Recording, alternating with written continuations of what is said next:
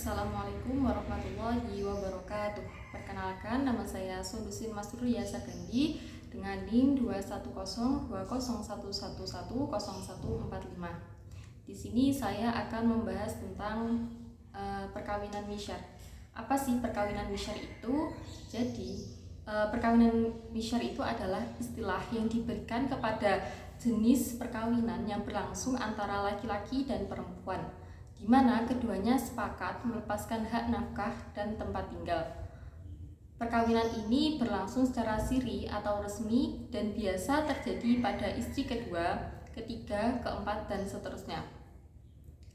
Perkawinan misyar ini dilakukan di bawah tangan atau sudah memenuhi rukun dan syarat dalam perkawinan dalam hukum Islam, namun tidak dicatatkan. Lalu bagaimana sih hukum nikah misyar jika ditinjau dari hukum positif? Menurut pasal 2 ayat 1 Undang-Undang Nomor 1 Tahun 1974 tentang perkawinan, bahwa sebuah perkawinan adalah sah apabila dilakukan menurut hukum masing-masing agamanya dan kepercayaannya itu. Hal ini berarti bahwa jika suatu perkawinan telah memenuhi syarat dan rukun nikah atau ijab qabul telah dilaksanakan bagi umat Islam, maka perkawinan tersebut adalah sah, terutama di mata agama dan kepercayaan masyarakat. Tetapi, sahnya perkawinan ini di mata agama dan kepercayaan masyarakat perlu disahkan lagi oleh negara, yang dalam hal ini ketentuannya terdapat pada pasal 2 ayat 2 Undang-Undang Perkawinan tentang pencatatan perkawinan. Dari ketentuan di atas dapat diketahui bahwa Undang-Undang Perkawinan menitikberatkan sahnya perkawinan pada dua unsur, yaitu perkawinan harus dilaksanakan sesuai dengan syarat dan prosedur yang ditentukan oleh undang-undang atau hukum negara dan hukum agama. Artinya, kalau perkawinan hanya dilangsungkan menurut ketentuan undang-undang negara tanpa memperhatikan ketentuan-ketentuan agama, perkawinan tersebut tidak sah. Demikian juga sebaliknya. Peran serta pemerintah dalam kegiatan perkawinan adalah dalam hal menyangkut proses administratif, di mana perkawinan harus dicatatkan sebagaimana dimuat dalam pasal 2 ayat 2 Undang-Undang Nomor 1 Tahun 1974 menentukan tiap-tiap perkawinan dicatat menurut peraturan perundang-undangan yang berlaku. Dengan adanya pencatatan ini juga akan memberikan perlindungan bagi suami istri dan anak-anaknya, termasuk untuk kepentingan harta kekayaan yang terdapat dalam perkawinan tersebut. Lanjut, bagaimana hak dan kewajiban suami istri yang timbul dari pernikahan ini? Jadi, nikah misyar ini mengarah kepada pemberian keringanan terhadap suami dari kewajiban memenuhi tempat tinggal dan nafkah.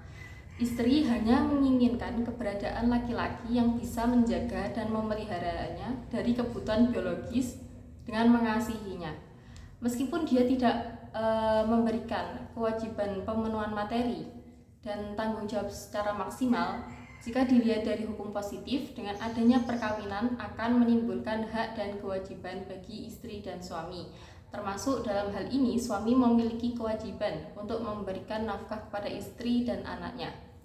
Pada pasal 80 ayat 2 Kompilasi Hukum Islam menjelaskan bahwa suami wajib melindungi istrinya dan memberikan segala sesuatu keperluan hidup berumah tangga sesuai dengan kemampuannya. Kemudian dalam pasal 80 ayat 4 Kompilasi Hukum Islam disebutkan bahwa sesuai dengan penghasilannya suami menanggung yang pertama adalah nafkah, kemudian kiswah dan tempat kediaman bagi istri. Kemudian yang kedua, biaya rumah tangga, biaya perawatan, dan biaya pengobatan bagi istri dan anak.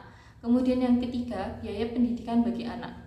Meskipun demikian, terdapat ketentuan lain dalam kompilasi hukum Islam yang menjadikan istri dapat membebaskan suaminya untuk tidak memberikan nafkah, kiswah, tempat tinggal, biaya rumah tangga, dan sebagainya.